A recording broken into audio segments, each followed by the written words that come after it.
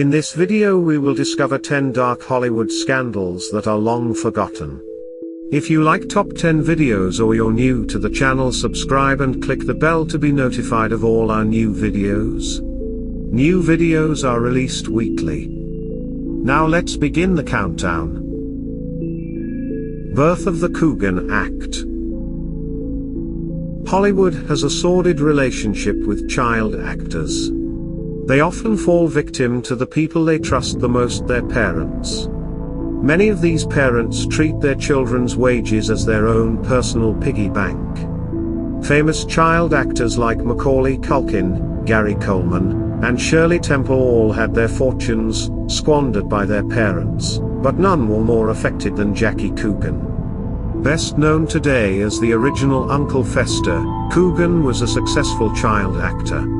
However, when he turned 21, he discovered that the roughly $4 million he had earned was gone, spent by his mother and stepfather. Not only that, but his mother flat out said that the money was theirs and Jackie would never receive a cent. Coogan took his parents to court but only received $125,000. The trial was highly publicized and led to the California Child Actors Bill, commonly known as the Coogan Act. Death of Superman. The movie Hail, Caesar presents Eddie Mannix, a highly influential person from Hollywood's golden age. Officially, he was an executive at Metro-Goldwyn-Mayer, MGM. In reality, he was a fixer whose job was to keep scandals out of the papers. The biggest scandal that Mannix was associated with was from his personal life: the suspicious death of his wife's lover, actor George Reeves. He was television's first Superman, and he had an affair with Toni Mannix for years. In 1959, during a party at his house, Reeves went upstairs and shot himself in the head. That was the official story. Many believed that Eddie Mannix had a role in Reeves's death. Others suspected Leonore Lemon, Reeves's fiancée. As recently as 1999, Hollywood publicist Edward Lozzie stirred the pot again when he claimed that Toni Mannix confessed on her deathbed to arranging George Reeves's murder. The Madams of Hollywood. The public was shocked in the 1990s by the revelations of Heidi Fleiss, the Hollywood madam who had some of the silver screen's greatest stars as her clients. However, the business has been around for a long time. During the 1930s, Lee Francis ran the most famous brothel in California, the Hacienda Arms Apartments on the Sunset Strip. Clark Gable, Spencer Tracy, and Errol Flynn were some of her biggest customers. Police were well compensated to look the other way. When Francis was eventually arrested, she was replaced by Ann Forrester. Forrester was succeeded by Brenda Allen, who became Hollywood's top madam during the 1940s. It was her 1948 arrest that finally shook up the LAPD and led to several high-profile resignations. Journalists revealed that Allen was not only paying off cops but that Sergeant Elmer Jackson was her business partner and lover. Mae West as Jane Mast. Mae West was one of Hollywood's first sex symbols, known for her sexual persona. West often found herself at odds with women's associations, religious groups, and state censors. Interestingly, her biggest controversies came years before West landed her first movie role. By the time Mae West starred in her first movie in 1932, she was already a prolific playwright and stage actress. She wrote under the pen name Jane Mast. In 1927, she wrote and performed a play titled Sex. This got her arrested on obscenity charges, and West was fined $500 and sentenced to 10 days in jail. The next year, she wrote The Drac, which got her arrested again. When Mae West transitioned to the silver screen, many conservative groups decried the move. They claimed that her filth was not suitable for the movie business, and several newspapers refused to advertise her movies. Taylor Fisher Reynolds love triangle. Once upon a time, actresses Elizabeth Taylor and Debbie Reynolds were great friends. This changed in 1958 when Taylor seduced Reynolds' husband, Eddie Fisher. He soon divorced Debbie and married Liz in 1959. At the time, Reynolds had just given birth to her son, Todd, and already had a 2-year-old daughter, Carrie Fisher, who later starred in Star Wars. The papers branded Liz Taylor a home wrecker, and Fisher's singing career took a nosedive. 2 years into her new marriage, Taylor began an affair with her Cleopatra co-star, Richard Burton. Decades after the scandal, Reynolds and Taylor buried the hatchet. They even reunited on screen in Taylor's final movie role in the 2001 comedy These Old Broads. Written by Carrie Fisher, the movie contains numerous inside references, including Liz and Debbie's characters mocking their common ex-lover Freddie. MGM's diet plan for Judy Garland. Judy Garland had just turned 17 when the Wizard of Oz transformed her into a Hollywood darling. By this time, however, she already had an eating disorder and a drug habit courtesy of MGM. Garland signed with the studio when she was 13 and was promptly deemed too fat to be a star. The studio expected her to diet and work grueling schedules of up to 18 hours a day.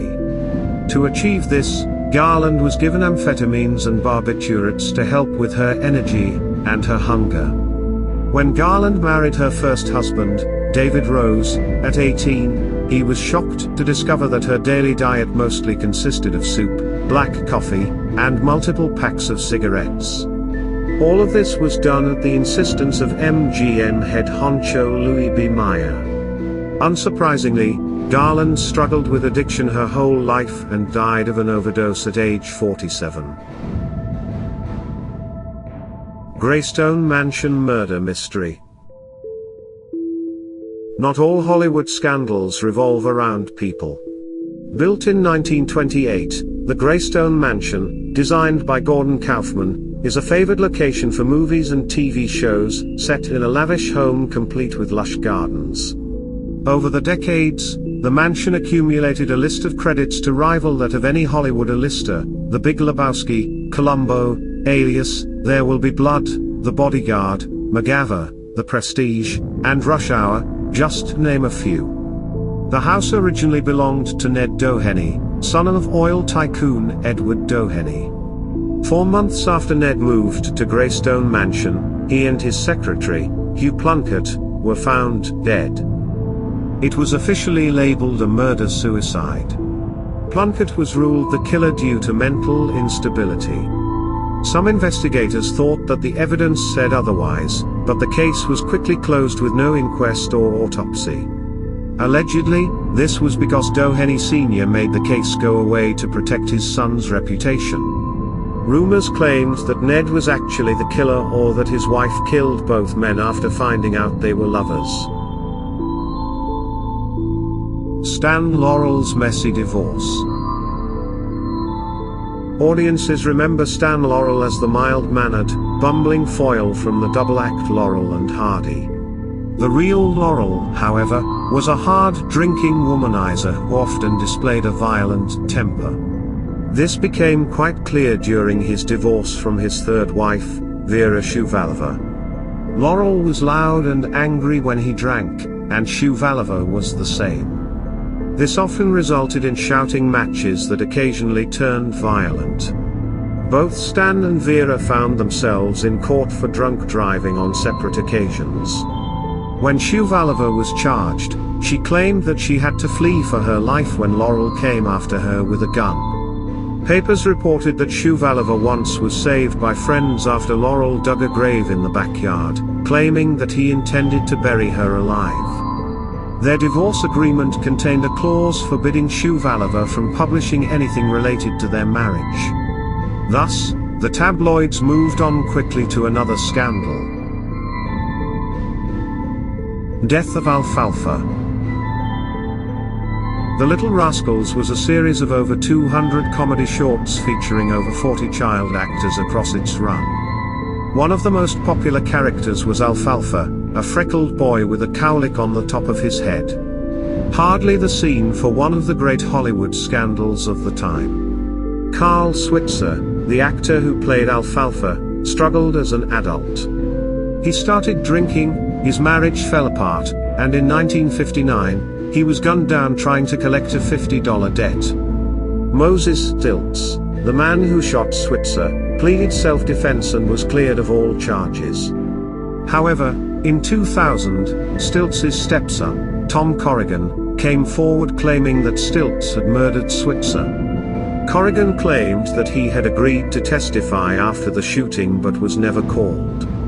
Rumors sprang up that Switzer was such an unpleasant person that police wanted to close his case as soon as possible. His death received little media coverage as he died the same day as famed director Cecil B. DeMille. Studio-mandated abortions. Undoubtedly the most controversial of the Hollywood scandals was mandated abortions. Back in old Hollywood, the studios decided when it was right for an actress to have a baby. When a starlet got pregnant at an undesirable time, she was quietly checked into a hospital for an appendectomy or an ear infection.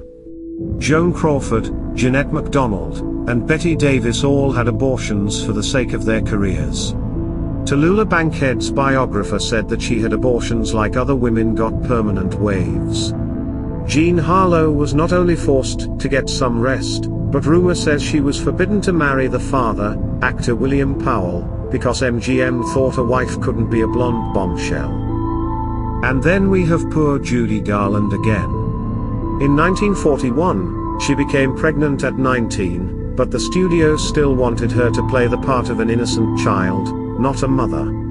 MGM and Garland's mother arranged for her to have an abortion and did the same thing again 2 years later. Do you agree with our picks? Check out some of our other videos and be sure to subscribe and ring the bell to be notified about our latest videos.